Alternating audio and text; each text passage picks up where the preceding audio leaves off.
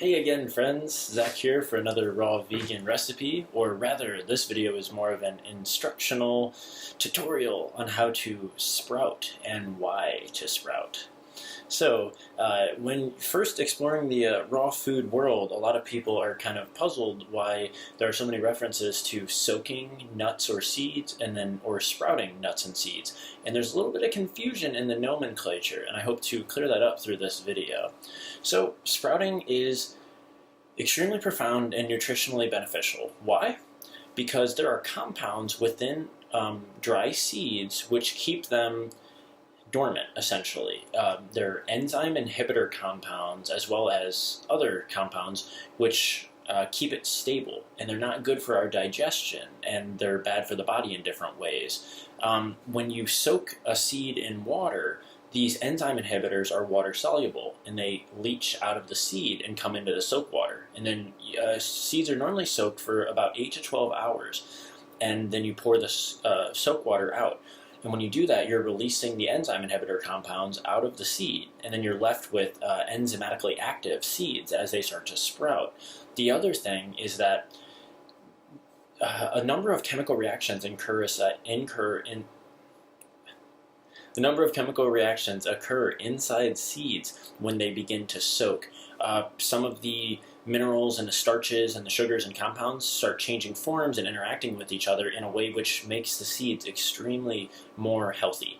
And when they begin to sprout, they become even more powerful. It's alchemical magic in a sense, how different a seed is from being a dry thing sitting there, and then after it sprouts, the nutritional density goes up magnitudes with most all seeds that I've looked into. So a little bit of information about them. The protein content goes up with the seeds once you sprout them.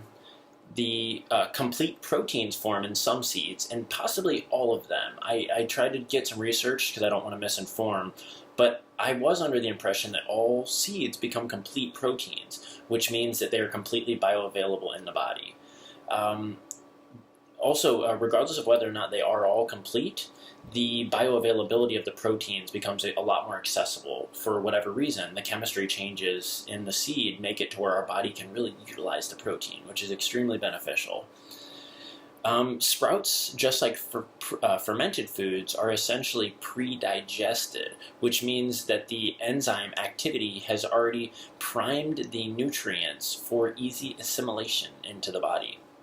The reactions that occur during soaking and sprouting are partially related to the water. Like I said, the enzyme inhibitors go out in the water naturally, but the rest of it has to do with interaction with gases in the air. So it's pretty fascinating stuff, really, the amount of changes that occur just based on interaction with the environment. So let's get into it, and I'll explain some more things as we move into it.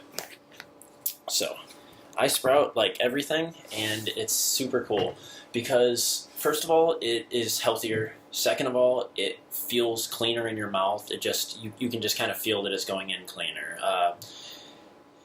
Thirdly, it'll turn a normal seed into something more like a salad. It's living and it's vibrant and it's very refreshing and hydrating. And fourth of all, it makes your kitchen space into a garden, which is just so cool. So starting out, you just take dry seeds. In this case, I have hulled organic buckwheat groats. This is what I use for the buckwheat cereal recipe, and it's also the main ingredient in the pizza crust, which I'm going to be showing very soon. And what we're going to do is just fill it up with water. I'm going to fill it up about that much further, so about maybe 30% more than.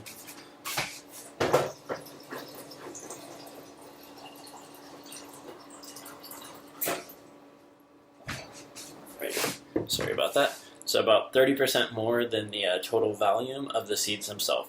And I will leave this sit on the counter for 8 to 12 hours, and then the seeds will begin to swell, and I will pour it out. So after it's poured out, what do? You can sprout straight from a mason jar, and let me show you some examples. I've got my quinoa sprouts right here. These guys are almost done. See if you can see it on this not so good camera. There's little tails growing out of them. Quinoa sprouts very, very quick. I've got this jar here, grown in a pickle jar. This is a total flourishing little terrarium. This is a blend of lentils, alfalfa, and broccoli, I believe. Then we've got this one here, which is getting very mature. This is lentils, mung beans, and garbanzo beans. And then I've got this one here, which is a different method. This is a sprout bag. This allows the oxygen to flow, and it also is really primed for maximum drainage. So these guys are just starting to get tails. They're not really sprouted yet, but I'm hoping by tomorrow they will be. So after we soak, we're going to pour our water out. And then after that, all we do is just let our sprouts sit here, and then we water them 3 times a day, ideally. You water them, once every 6 hours or so. You really can't do it too much, though. So I'm going to pour some fresh, I've got filtered water right here at the sink.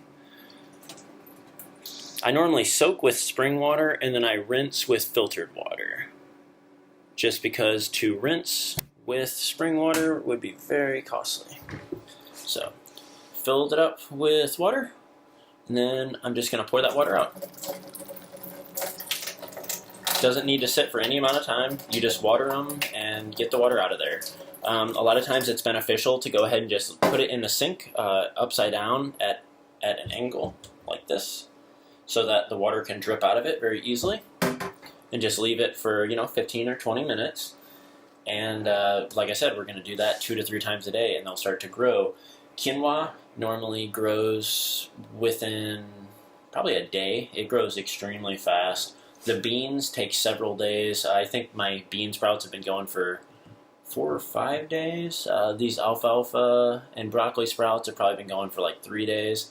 But another interesting point is that people ask me a lot, what are some foods to incorporate into the diet to eat healthier and eat vegan and raw if you have a limited budget? And sprouts are always the first thing I recommend. They are a nutrient and mineral powerhouse, and the cost effectiveness is pretty wild.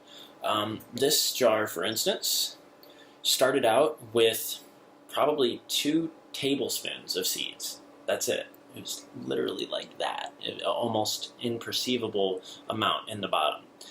We soaked them, and then after that, it filled up maybe that much.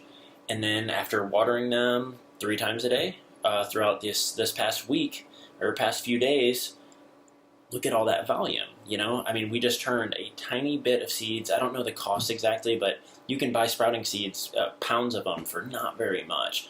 And we're talking an ounce or less than an ounce probably that we began with here. I should have waited, actually. That would have been cool. But the result is we're going to have a fresh salad. We're going to have so many nutrients, and we're also going to have the joy of just growing alongside some plants like this. One confusing point that really puzzled me for the first few years of my raw food experimentation is some of the nomenclature involved. There's a term sprouts, and then there's the term sprouted. And through just my own pondering and experimentation, here's what I've come up with. Something, and it seems to make sense, something that is sprouted is like our quinoa here. The tails have emerged, the alchemical changes have begun, this is primed for nutrient density, and you can go ahead and start using it in recipes. That would be a sprouted grain or a sprouted seed. Now, once you get to the point where you have greens and everything, then we're talking it is a sprout. It is no longer, it is also a sprouted seed, but the actual growing part of it is a sprout. So, for instance, sunflowers. You can purchase commercially available sprouted sunflower seeds, and they look just like normal sunflower seeds. And what they're doing, they're soaking them, they're watering them a couple times a day until the tails just start to come out, and then they're technically sprouted, and then they just dehydrate them at 105 degrees or so, and let them get dry and crispy again. And then you have a nutrient-dense, dry form of a sunflower seed. So it can be enjoyed the same way a normal sunflower seed could, but the nutrient density is insane. The reason why I use sunflowers as an example is you can also buy sunflower sprouts, and they're like little green shoots. Like it's got the little cotyledon leaves and just a little shoot, and they're so amazing on salads. But when people do those, they do it a little differently. They soak them, and then they put them into a thin layer of soil. and then they let the greens come off of it, and then you come through and cut the greens off. So I just wanted to try to clear that up, because for me, the first couple of years looking in books and stuff, I was like really confused. How long do you let these things sprout for? Are we trying to get greens? Are we trying to just get the tails? And that's my best advice about it, is that if it's referring to using sprouted sunflowers or sprouted quinoa, you're just going for the tail. If you're trying to achieve alfalfa sprouts or achieve bean sprouts or whatever, then you're looking to get the full green off of it. Now, you want to pay attention to the size that they get, because they change quite a bit. Let's see here. Let's get this guy out. This is a mung bean. You can see here, be gentle on him. The bean here, the little rootlet, and then the sprout coming up and starting to get the green. Now, this is pretty much prime time to eat this here. You can let it get a little bigger, but at a certain point, they get really fibrous, and it takes a while. Like this jar, they'll be getting this high. They'll be filling up the jar before they get too fibrous. But at a certain point, it's no longer really enjoyable to eat, because the fibers in the plant just harden up, because it's no longer a seedling. It's trying to actually grow and develop a solid protein structure to support its growth, obviously. So, yeah, sprouting is really fun and really cool.